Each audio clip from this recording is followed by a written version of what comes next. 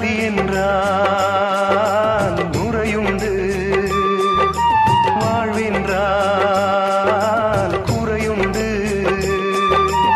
ஐப்பசி வந்தால் அடைமழை காலம், சிலராயுள் முழுதும் ஐப்பசி மாதம்